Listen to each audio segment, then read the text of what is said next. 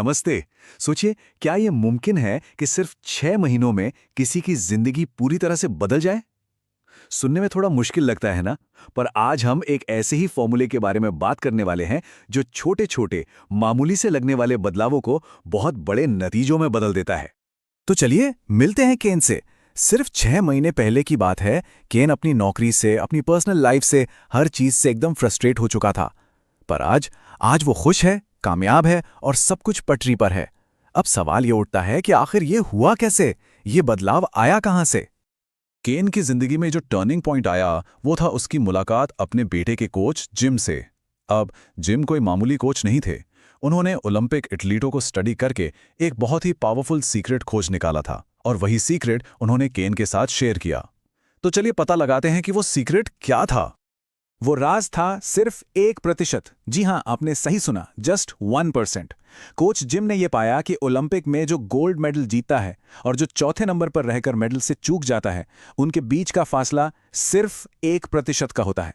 बस यही 1% है जो विजेताओं को बाकियों से बिल्कुल अलग खड़ा कर देता है। अगर यकीन नहीं होता तो जरा 2008 के ओलंपिक्स को याद कीजिए।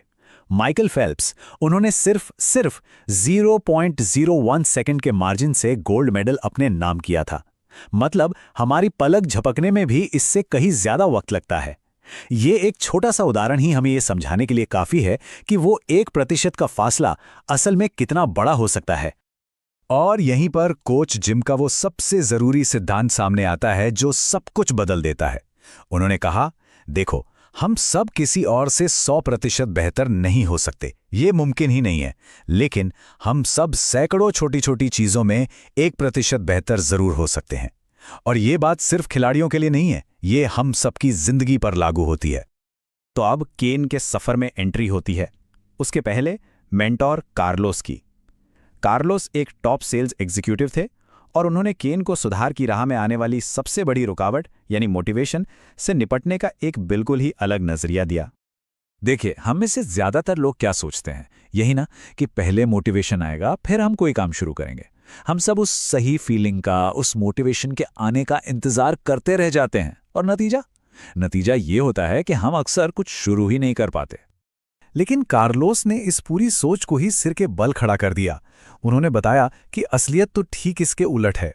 मोटिवेशन से एक्शन नहीं आता, बल्कि एक्शन से मोटिवेशन आता है। मोटिवेशन किसी काम का कारण नहीं, उसका नतीजा होता है।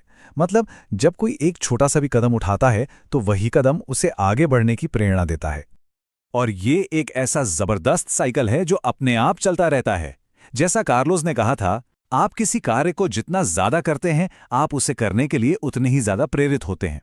इसका सीधा सा मतलब है ज्यादा एक्शन, ज्यादा मोटिवेशन, और फिर वो मोटिवेशन और ज्यादा एक्शन के लिए प्रेरित करता है। ठीक है, तो मोटिवेशन का मसला तो हल हुआ। अब केन की मुलाकात होती है अपने अगले गुरु पैट से, जो कि एक फिजिक्स की प्रोफेसर थी। अब आप सोच रहे होंगे, फिजिक्स का इससे क्या लेना देना? पैट ने ही समझाया कि इस 1% फॉर्मूले के पीछे का असली साइंस क्या है। तो चलिए जरा इस सक्सेस की फिजिक्स को समझते हैं। याद है, स्कूल में पढ़ा था न्यूटन का पहला नियम, कि कोई चीज अगर रुकी है तो वो रुकी ही रहेगी, और अगर चल रही है तो चलती ही रहेगी, जब तक कि उस पर कोई बाहरी फोर्स ना लगाया जाए। ठीक यही नियम हमारी जिंदगी पर भी लागू होता है।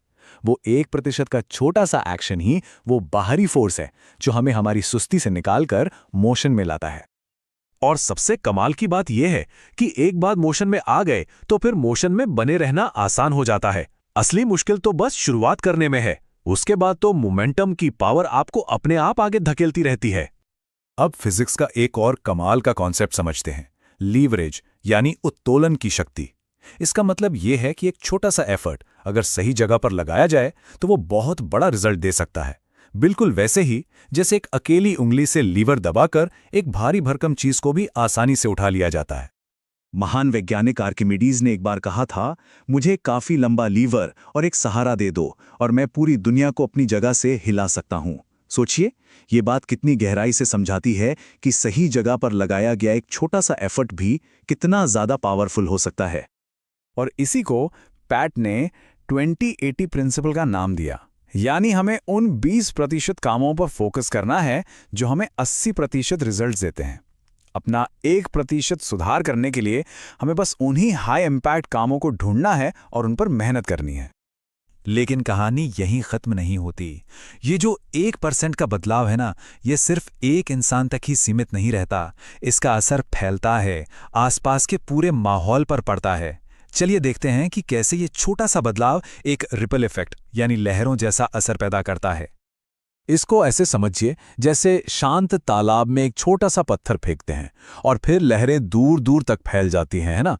बिल्कुल वैसे ही एक छोटा सा पॉजिटिव बदलाव सबसे पहले शुरू होता है और फिर उसकी लहरें काम की जगह पर, सहकर्मियों तक, घर पर परिवार और बच्चों तक और दोस्तों तक हर जगह पहुंचती हैं और सबको प्रभावित करती हैं। और हाँ, ये सिर्फ कोई फिलोसॉफिकल बात नहीं है, इसके पीछे बकायदा साइंस है। कनेक्टेड नाम की एक किताब में रिसर्च बताती है कि अगर कोई एक इंसान खुश होता है तो उसके करीबी दोस्त की खुश होने की संभावना 25% तक बढ़ जाती है। और ये असर यही नहीं रुकता, ये उस दोस्त के दोस्त तक भी पहुंचता है। कमाल है ना? तो देखा जाए तो पूरी बात का निचोड़ बस इतना सा है, हम सब में अपनी दुनिया को बदलने की ताकत है। और इसकी शुरुआत होती है बस 1% से, एक बार में 1%। यही है छोटे छोटे लेकिन लगातार किए गए सुधारों की असली पावर। तो अब सवाल ये उठता है, वो कौन सा 1% का सुधार है जिसे आज से ही शुरू किया जा सकता है?